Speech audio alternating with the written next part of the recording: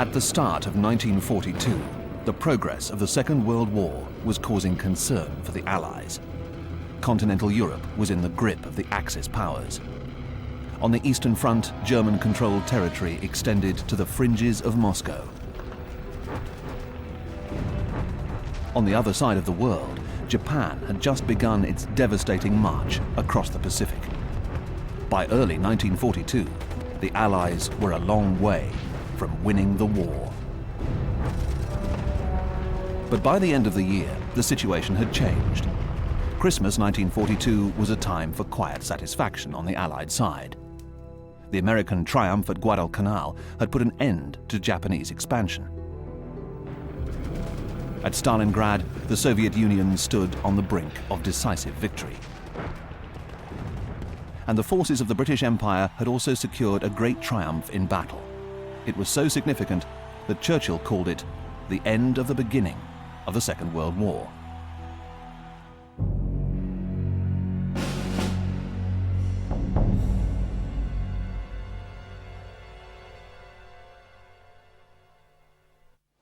Throughout 1942, British and German forces clashed in only one ground battle.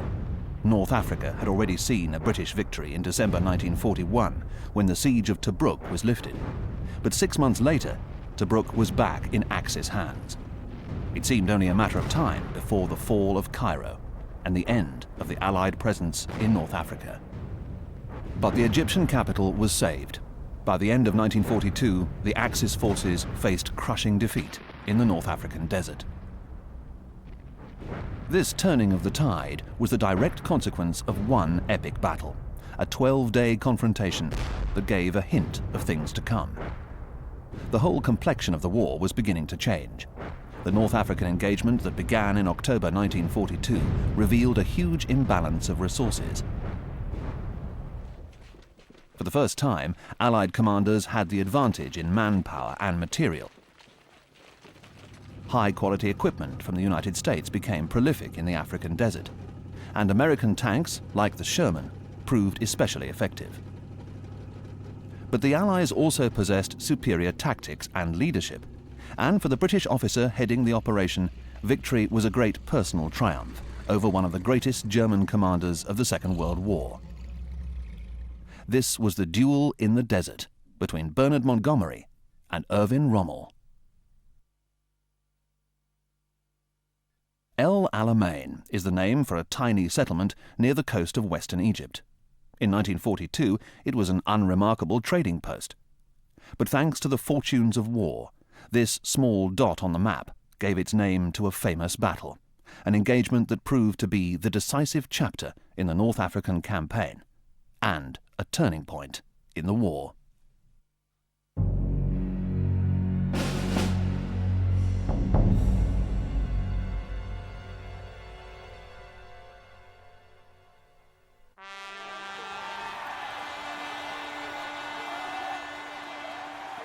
In September 1940, the British public gave little thought to their country's presence in Egypt. The Battle of Britain and the threat of German invasion were far more immediate concerns. But one man was well aware of the British position in North Africa. Benito Mussolini, Il Duce, the leader of Italy, Germany's partner in the Axis alliance. Italy also maintained a military presence on the African continent, in Libya and in Abyssinia. In 1940, Mussolini drafted a plan to connect the two colonies, beginning with the conquest of Egypt. It was not the first time that the Italian leader had dreamed up a grand military adventure, and like many of his other big ideas, the result was a disaster. Mussolini's troops did not share their leader's hunger for the fight. After the Italians had advanced 60 miles into Egypt, the British Western Desert Force struck back. Although Major General Richard O'Connor had only 30,000 men, compared with 300,000 Italians, the British commander launched a counterattack on December the 7th. This comprised a reinforced infantry assault through the gaps in the Italian line, backed up by an encircling armored advance. The results were spectacular. Taken by surprise, the Italian invaders were surrounded, and in just 4 days, 38,000 men surrendered. At last, the British regional commander, Archibald Wavell, could send some good news back to London. But the British weren't finished yet. Wavell and O'Connor decided to chase the Italians into the eastern Libyan province of Cyrenaica. On the 6th of January, the British Desert Force captured the Italian fortress of Bardia. 16 days later, the port of Tobruk was taken. But the Allies soon faced an unexpected problem. They had not allowed for the thousands of surrendering Italian soldiers. By February the 7th, 130,000 Italian troops had been taken prisoner in North Africa, and the British were the masters of Cyrenaica.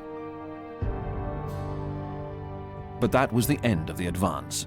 On the 12th of February, Churchill ordered O'Connor to secure his position at El Al-Khaila and release as many men as possible for combat in Greece. It was not the only significant event of the 12th of February. In the Libyan capital Tripoli, a new Axis group arrived, a far more effective fighting machine than the Italians. This was the Afrika Korps, a German force led by a man who became one of the best-known figures of the Second World War, General Erwin Rommel.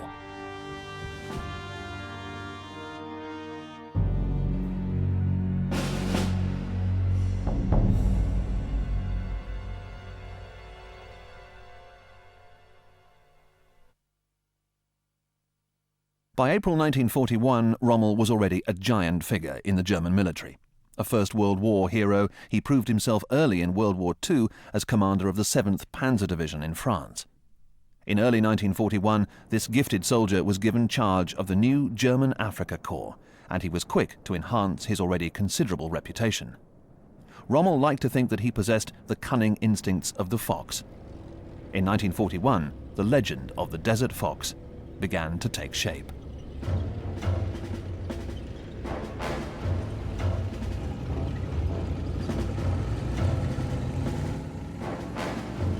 On April 1st, 1941, Rommel launched an offensive against the British presence in Cyrenaica, with such devastating results that El Agheila fell, swiftly followed by the port of Benghazi. By April 7th, the Afrika Korps had reached Gizala, as the British retreated towards their stronghold at Tobruk.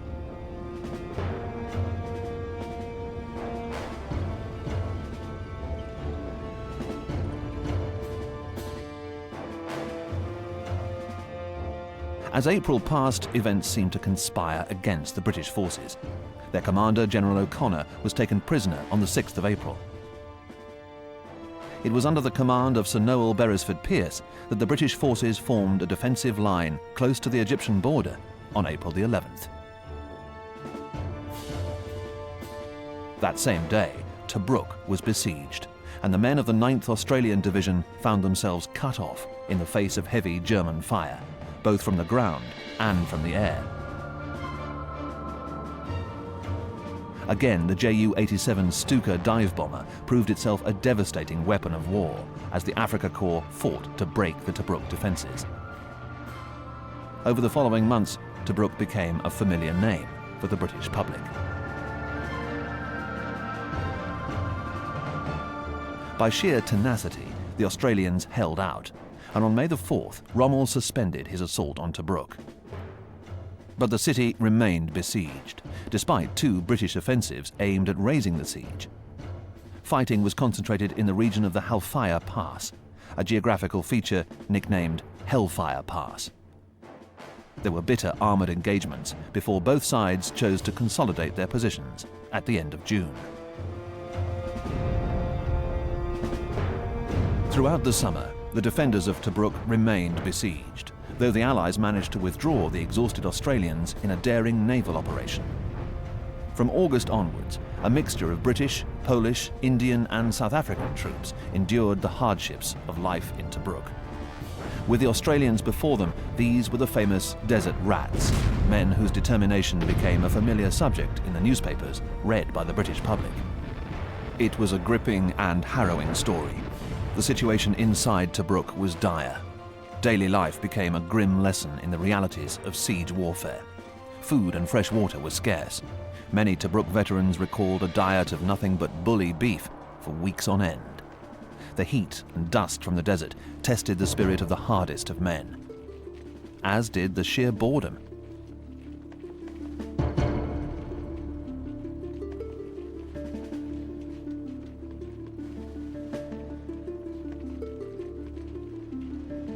But outside the siege lines, developments were taking place.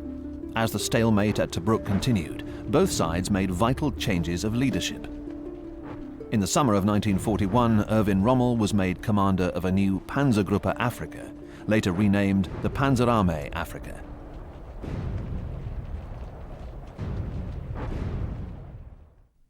The British force became the 8th Army of Lieutenant General Sir Alan Cunningham, under the overall regional command of General Sir Claude Auchinleck. Together, the new British leadership decided on a November offensive to relieve their colleagues still trapped inside Tobruk. Their ambitious plan intended to use the armoured element of the British 30th Corps to outflank the German line in the direction of Gabres-Salé. The more lightly armoured 13th Corps was instructed to engage Rommel.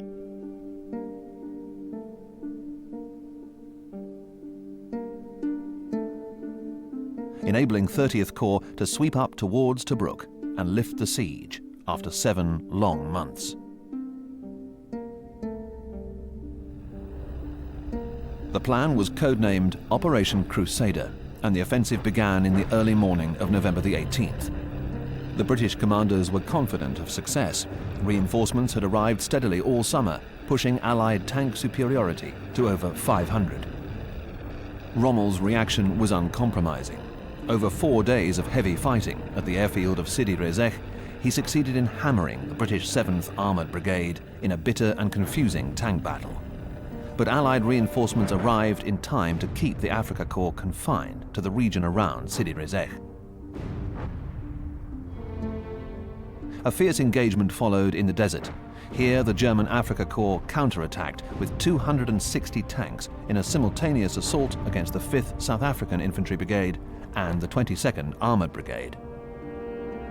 The Allied troops found themselves hopelessly outgunned, and the desert soon turned into a scene of absolute carnage as the South Africans fought almost to the last man.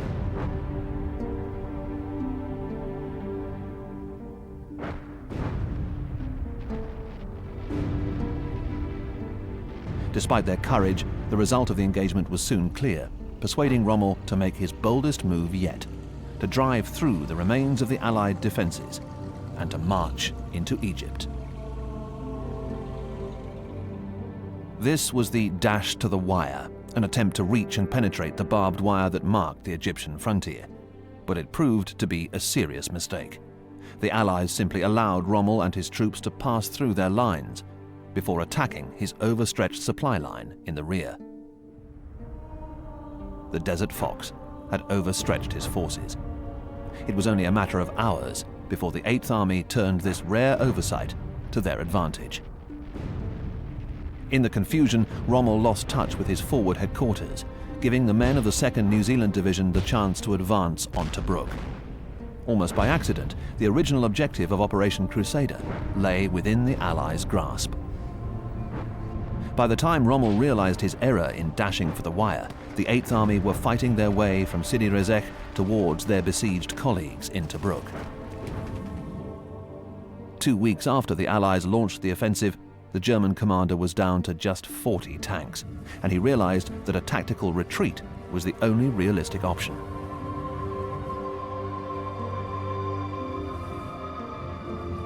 So in early December 1941, the German and Italian forces began their withdrawal, leaving the way clear for the relief of Tobruk on December the 10th.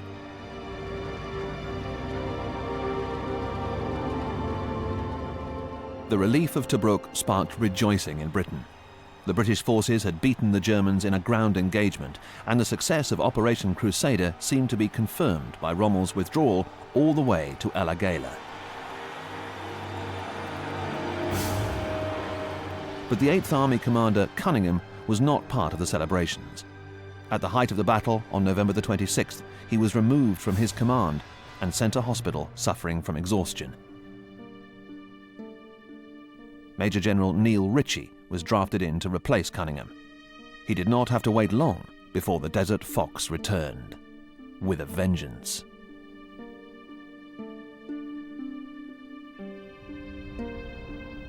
The remarkable War of Movement continued. In the early months of 1942, Rommel led his Panzerarmee Africa in a new offensive that forced the British all the way back to the defensive line at Gazala, 25 miles to the west of Tobruk. This seesaw movement of troops and machines became known as the Benghazi Handicap.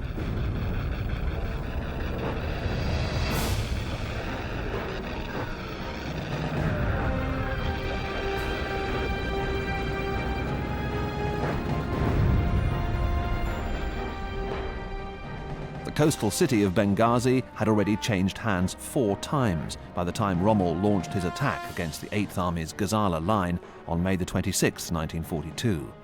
The change of ownership did not end there, but when the German attack began on the Gazala line, Benghazi seemed a very distant objective for the Allied troops in Africa. The Panzerarmee offensive launched in May 1942 gave Rommel the breakthrough he so badly needed. Within weeks, the Allies found themselves desperately clinging on to their position in North Africa. This was the Axis offensive that set the stage for the Great Battle of El Alamein. On May the 26th, Rommel launched his assault against the Allied defences at Gazala. This was an infantry attack against the Allied line, combined with a panzer outflanking movement to the south. The onslaught produced some of the heaviest fighting in the whole of the North African War, and it was the Desert Fox who emerged victorious.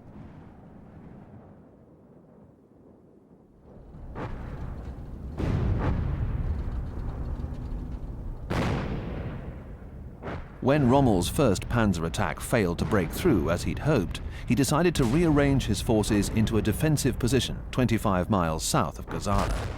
This became known as the Cauldron, due to the sheer heat of the desert and the intensity of the fighting that took place there.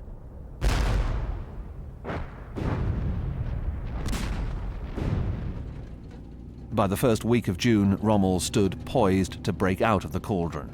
His panzers and artillery created havoc in the British lines. The Allied soldiers on the ground fought hard to resist, but the 8th Army leadership found itself struggling to cope with the situation. General Ritchie appeared unsure of how to respond, but by June the 14th, with the panzers advancing towards Tobruk, he was forced to make a decision: to order a full retreat to the east. There was worse to come for the British commander. Tobruk was again under threat, and its South African defenders were also uncertain of what to do. Acting on intelligence received, Ritchie ordered defences to be concentrated to the southwest of the town. On June the 20th, Rommel launched his attack from the southeast.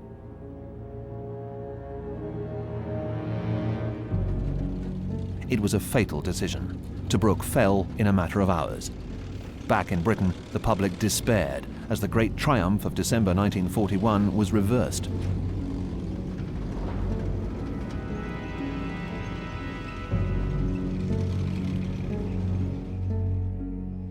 It became clear that changes in British leadership were needed.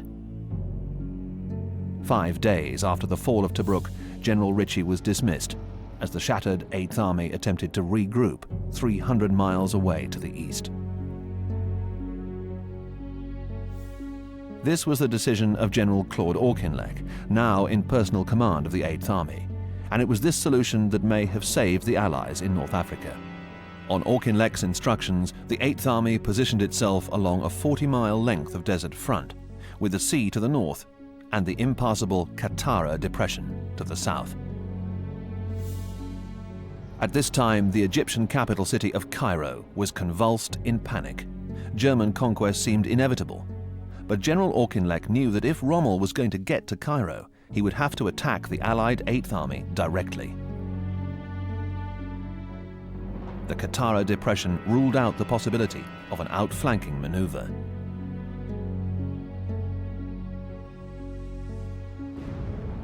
In July 1942, the Panzerarmee repeatedly attacked the British line in attempts to break it. But despite heavy casualties, the 8th Army line held, and Auchinleck ordered a counterattack, which was itself repulsed as the desert shook with the full force of war. Despite a succession of fierce engagements, by the end of the month, the fighting had died out, as both exhausted armies consolidated their positions. The Allies' defences were organised into individual fortifications, or boxes, along the length of the front. The most substantial was located around a small coastal settlement called El Alamein. The fighting that took place here in July 1942 is now referred to as the First Battle of El Alamein, but this is not the engagement that is best remembered today.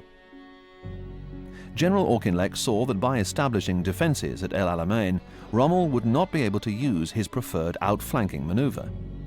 But in London, there was grave concern about the situation in North Africa. The loss of Tobruk was seen as a national humiliation, and although Cairo had been saved, Churchill decided that changes of leadership were needed again in North Africa. On the 4th of August, the British leader arrived in Cairo to inspect the desert situation for himself. For General Auchinleck, it was a fateful visit. Churchill's expedition to the desert convinced him that he should be replaced. Within days, 2 new men were appointed to take over the responsibilities of Auchinleck. At this point, the British commanders of the Battle of El Alamein took to the stage.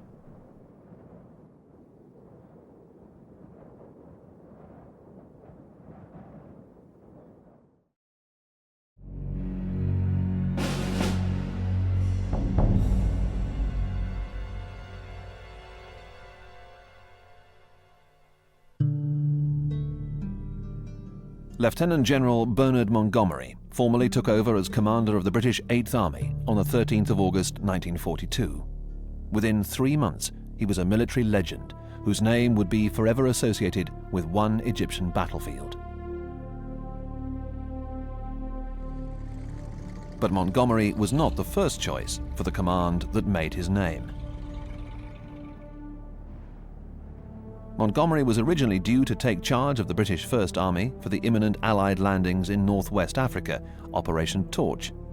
The 8th Army was allocated to General William Gott. When Churchill visited Egypt in early August 1942, he was impressed by Gott's command of the British 13th Corps and concluded that he was ready for an army command. But fate dictated that William Gott was denied the chance to make himself a legend. On the 6th of August 1942, Gott received his new appointment as commander of the British 8th Army. The following day, he took off from Cairo in a Bristol-Bombay transport plane. His destination was the front at El Alamein. But William Gott never reached his destination. Whilst in flight, his aeroplane was ambushed by a squadron of Luftwaffe fighters, forcing the pilot to crash in the desert. Gott escaped from the wreckage, but others remained trapped inside. When the British general attempted to rescue them, the transport plane blew up, killing the newly appointed army commander. Hours later, the commander of the Southeast Army was informed of his new command. Following the tragic death of William Gott, Bernard Montgomery was appointed commander of the 8th Army in Africa.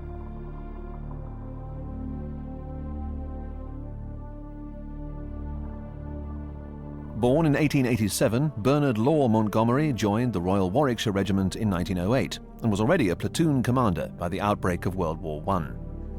Having been wounded twice and awarded the DSO, by 1918 he'd risen to the rank of Divisional Chief of Staff.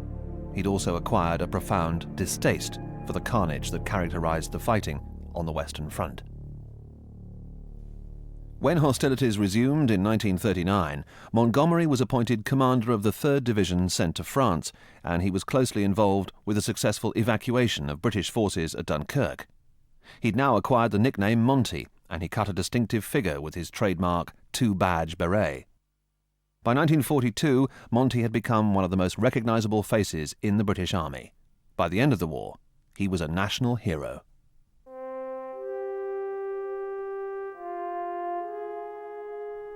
A grand title also awaited Montgomery's superior in Africa, General Sir Harold Alexander. Born in 1891, Alexander first revealed his talents as an officer during the grim fighting of World War I. By the time war broke out again in 1939, he'd risen to the rank of Major General, and he was given a divisional command in the British Expeditionary Force sent to France. It was the beginning of a brilliant war. At Dunkirk, Harold Alexander was also deeply involved with the amazing evacuation of the British Army almost from under the noses of the Germans. A senior command in the jungles of Burma followed, before Churchill appointed him Commander-in-Chief of British Middle East Forces in August 1942. The relationship between Alexander and Montgomery was crucial in the preparation and execution of the El Alamein offensive. Thankfully for the Allies, the two men got on extremely well. Montgomery also enjoyed an excellent relationship with the commander of the Desert Air Force, Air Vice Marshal Sir Arthur Cunningham. The two men agreed that air forces and ground troops needed to work together if strategic objectives were to be achieved. As proof of this, Cunningham placed his headquarters next to Montgomery's in the Egyptian desert. Although it was a practical decision, it was unprecedented at the time, and it symbolized the fusion of land and air power that Montgomery could call on. His German counterpart did not enjoy such a close relationship with his much smaller air force, but his reputation as a military leader led many to believe that he could triumph, whatever the odds.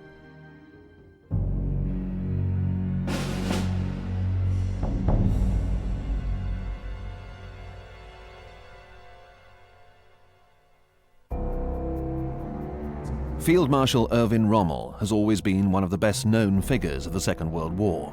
A charismatic figure with a strong personal presence, Rommel was born in 1891 and, like so many of his generation, saw active service in the First World War. A true hero, Rommel was awarded Germany's highest award for bravery in the course of the conflict, and by the beginning of World War II, he'd risen to the rank of Major General. In 1940, as commander of the 7th Panzer Division, Rommel led a devastating German advance to the coast of the English Channel, earning a Knight's Cross in the process. Shortly afterwards, he became the youngest field marshal in the German army. The German field marshal was convinced of his abilities as a leader, and by 1942, Rommel compared his skills to those of the fox. Almost as soon as he arrived in Africa, he acquired the nickname by which he is still known today, the Desert Fox. But Rommel was not so positive about his colleagues' talents. The structure of the Axis command in North Africa meant that the Desert Fox had to answer to the commander-in-chief of all German forces in the Mediterranean region, Albert Kesselring. Born in 1889, Albert Kesselring first trained as a gunner, but by the end of World War I, his talents had secured him a place on Imperial Germany's General Staff.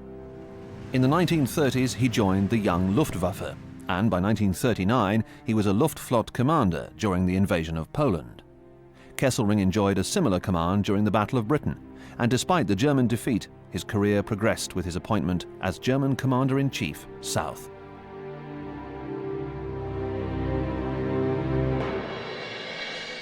Later on in the war, Kesselring sealed his reputation as a leader with his imaginative defense of the Italian peninsula.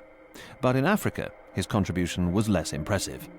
His subordinate, Rommel, grew convinced that Kesselring was not prepared to commit sufficient air power to the North African campaign, and the Allied advantage in the air proved to be a decisive factor in the Battle of El Alamein. But on the ground, the Panzerarmee Africa was a powerful force, an army of conquest led by a cult-like figure who was virtually worshipped by the men under his command. When Montgomery arrived in Africa, he was alarmed to find that many of his men were obsessed with Rommel and more interested in his next move. Montgomery moved quickly to curb this fascination, but also made his own contribution to the Rommel legend. In his headquarters, he mounted a large photograph of his great rival to keep himself focused on the task of beating this legendary figure. This personal rivalry remains one of the most compelling background elements of the Battle of El Alamein. But this most famous of engagements was not the first time that Monty and the Desert Fox pitted their skills against each other.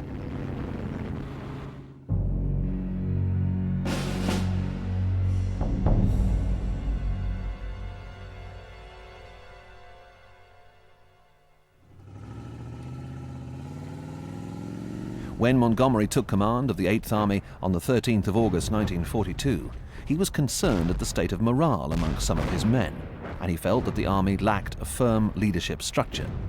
The new commander immediately set about establishing his own unchallenged authority, and he was soon able to boost morale in the best way possible.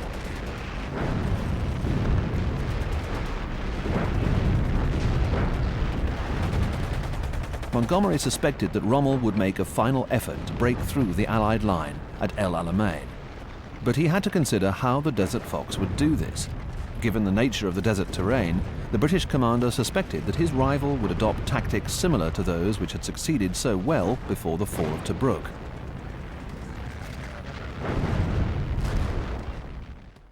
Montgomery reckoned that Rommel would launch an armoured assault to the south of El Alamein, before attempting to encircle the British defences, leaving the way clear for a march on Cairo. With this in mind, the British commander decided to lure his rival into a trap.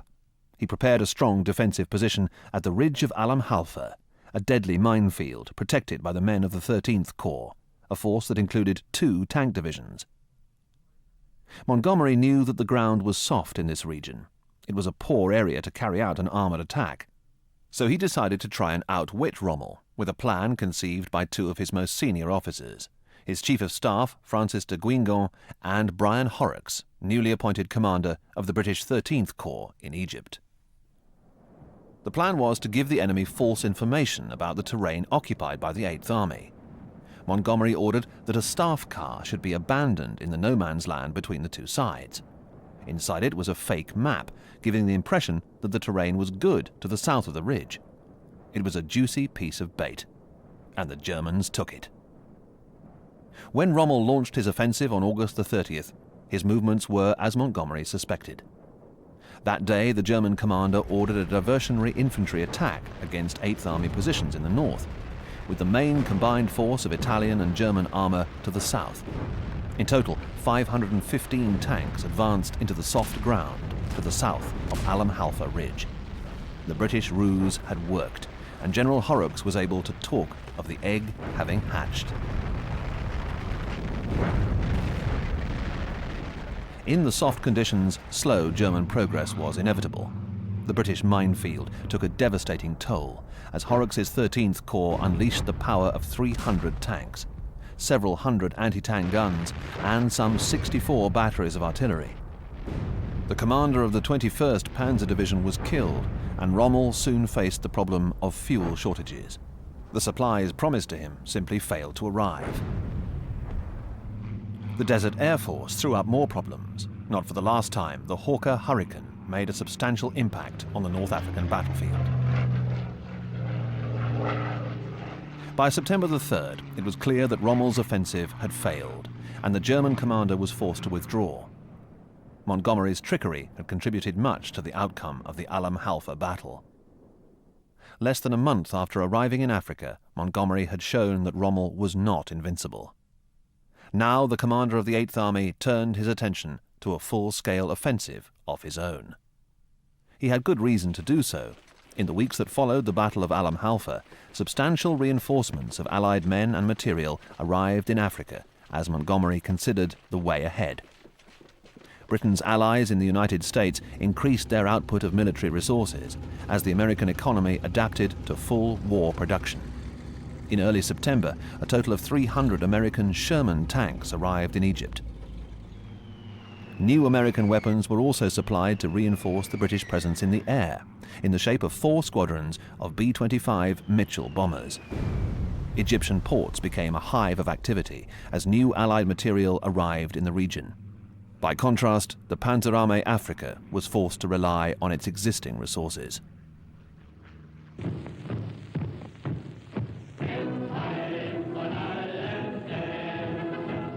Hitler promised Rommel substantial reinforcements of men and material.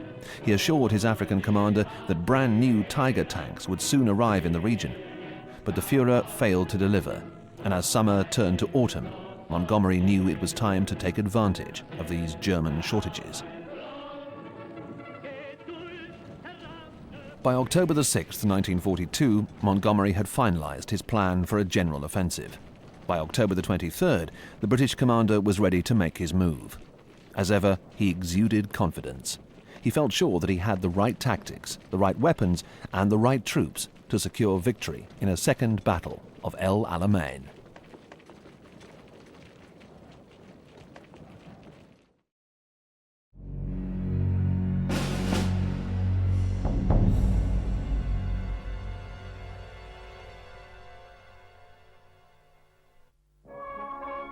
For many people, the Battle of El Alamein was a simple fight between the African forces of Britain and Germany, Monty against the Desert Fox. But although the opposing commanders were a German and a Briton, the forces that they led were drawn from all over the world. Montgomery's army had an especially international flavour.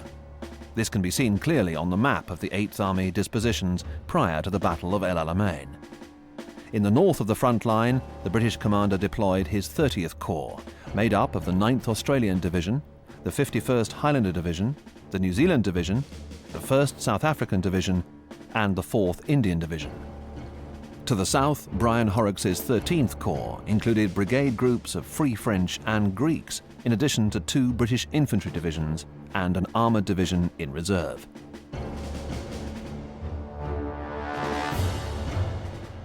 But Montgomery's main tank force was positioned in the north, in the shape of 10th Corps, with its 3 armoured divisions equipped with some of the finest weapons of the day, including the American-built Shermans and Grants. These forces would have a key role to play in the early hours of the fighting at El Alamein.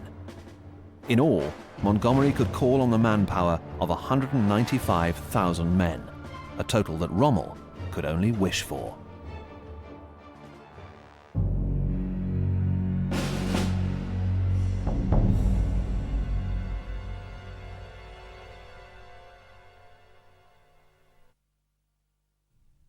At first glance, the Axis dispositions at El Alamein were substantial.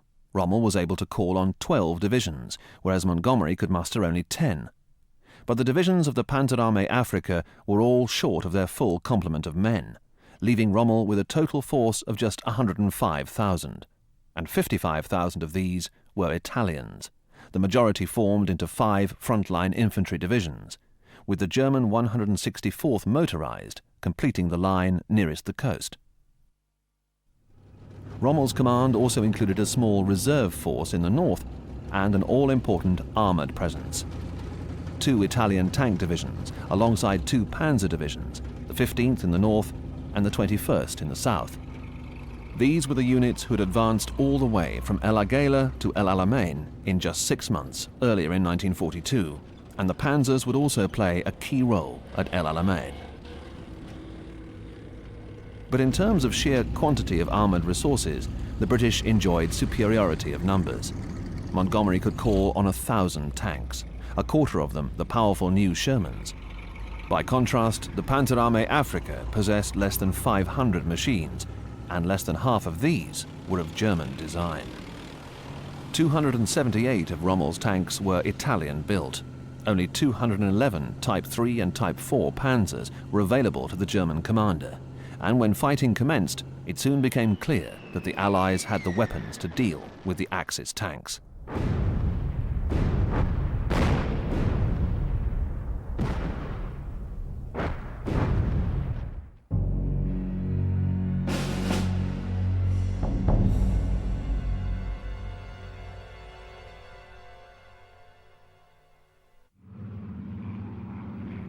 Of all the weapons deployed at El Alamein, this British single-seat fighter aircraft may be the most famous of all.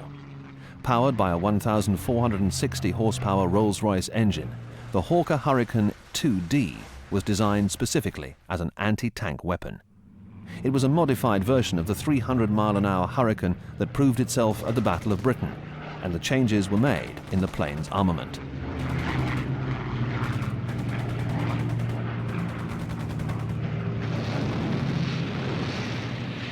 Other versions of the Hurricane were fitted with 12 machine guns, or 4 20mm cannon. The 2D used at Alamein was armed with 2 40mm cannon, and this was more than enough to open up a tank in the autumn of 1942. Sometimes known as the Tank Buster, the Hurricane 2D also earned the nickname tin opener, and Rommel's ground forces soon found out why. In the course of the Battle of El Alamein, the pilots and gunners of the British No. 6 Squadron terrorized the skies. No German or Italian tank could have hoped to survive a direct hit from the Hurricane's formidable guns. The British Desert Air Force could also rely on a number of fine American aircraft during the desert fighting. The Curtiss P-40 fighter bomber was known as the Kitty Hawk when used in British service, and the pilots of the Desert Air Force shared with their American counterparts a lasting respect for the P-40. Equipped with 6 machine guns and with a bomb capacity of one 500-pound device and 2 of 100 pounds, the Kitty Hawk earned a reputation as a workhorse rather than a shock weapon, but many a German tank crew found its power more than enough to put them out of action. The British commanders at El Alamein were also well supplied with American weapons on the ground. The M2A1 howitzer was not just one of the most effective weapons of the Second World War. Residual production continues to this day, and the M2A1 can be seen in the arsenals of many contemporary armies. As a means of providing supporting fire for both infantry and armoured advances, there have been few rivals to the M2A1, especially in terms of reliability, and the 8th Army were keen to exploit the firepower of this big American gun right from the start at El Alamein.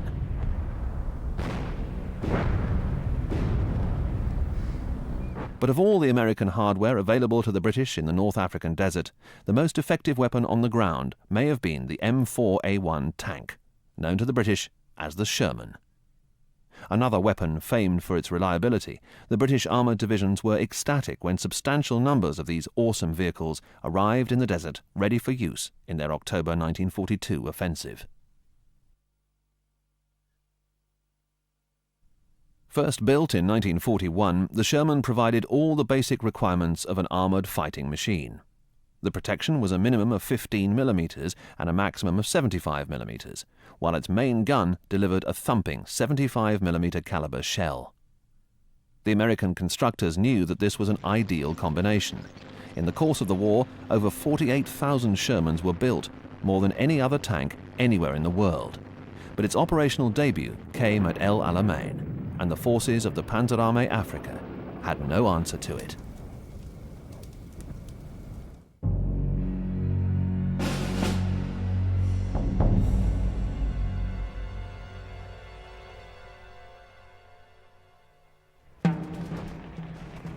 Among the problems faced by Rommel in North Africa was the relative inferiority of the material available to his Italian units. At El Alamein, as elsewhere, Italian troops relied on weapons like the Semovente self-propelled gun. Armed with a 75mm howitzer and mounted on a tank chassis, the Semovente could not compete in the North African theatre.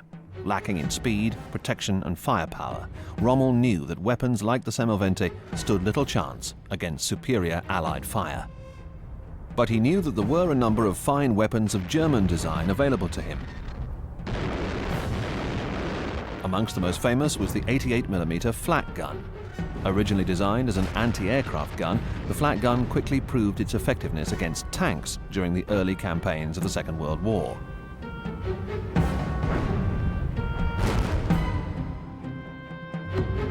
It was admired and feared for the impact of its 20-pound shells, its 6-mile range, and a rate of fire of some 20 rounds a minute.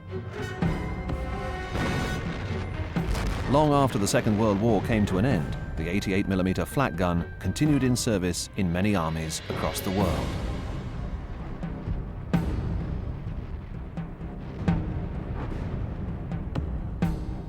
The gunners of the Panzerarmee Africa could also rely on another well-known artillery piece when battle was joined at El Alamein. This was the 7.62 centimeter gun, a weapon designed not in Germany, but in the Soviet Union. When Hitler opened up the war on the Eastern Front, the initial German advance into Russian territory was devastatingly quick. On many occasions, Stalin's forces were compelled to retreat and leave their heavier weapons behind. Many 7.62 field guns fell into the hands of the invaders. The Germans were so impressed that they copied the design themselves. In North Africa, its 14-pound shells made a powerful impact against Allied armoured units. But despite the power of the anti-tank weapons available to both sides, the war in North Africa is still remembered as a conflict dominated by the offensive capabilities of armoured units. And for the fighting at El Alamein, Rommel was able to call on two well-established tank designs. The Type 3 Panzer was originally designed in 1937, and by the time of El Alamein, the Type 3 was a battle-hardened model. Armed with a 50mm main gun and a maximum 50mm of armour, the Type 3 had accompanied German forces wherever they went in the early years of the war. But this was not the mainstay of the typical German Panzer division in late 1942. That honour fell to the Type 4. No fewer than 9,000 of them were built, and its 5-man crews were especially keen on the power of its main 75mm weapon. Its protection was also substantial, but problems with the Type 4 began to reveal themselves when it was tested against the legendary Russian T-34 during the fighting on the Eastern Front. The Type 4 and the Type 3 were also inferior to the best of the new American machines in both firepower and performance. Field Marshal Rommel was well aware of this, so the German commander was delighted when Hitler promised him delivery of 40 new Type 6 Panzers in the late summer of 1942. But these superior Tiger tanks never arrived in Egypt. That deficiency was something the Allied commanders were determined to exploit.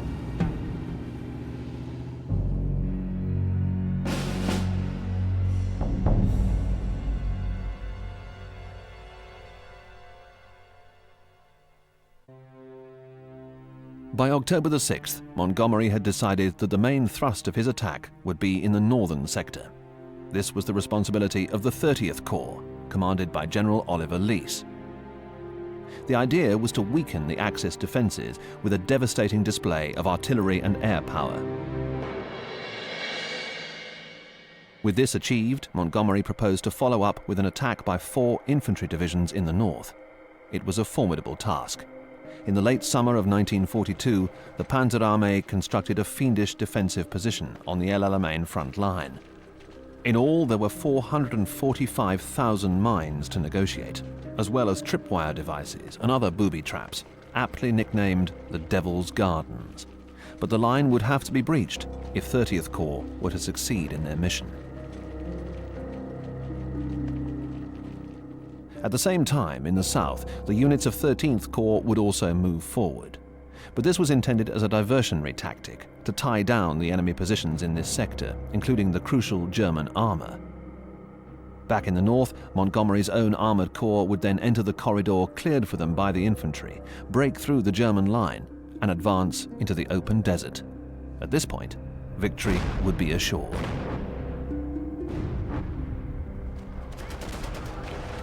Despite the difficulties posed by the German defences, the plan was feasible, and it was given the code name Operation Lightfoot.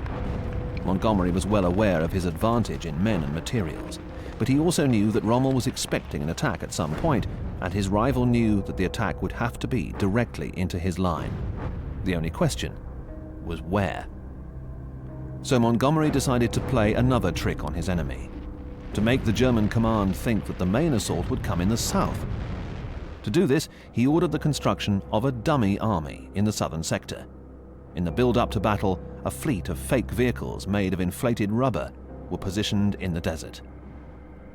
They were joined by fake artillery pieces, fake pipelines, and fake personnel, as all the time the real Allied force was organized under heavy camouflage in the north. Finally, Montgomery ordered the broadcast of bogus radio messages from an imaginary armored division in the southern sector.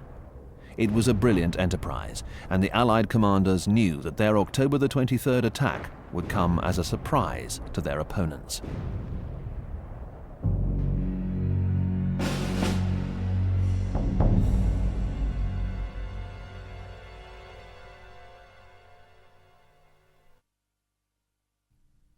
In the early evening of October the 23rd, 1942, the British 8th Army waited in the North African desert.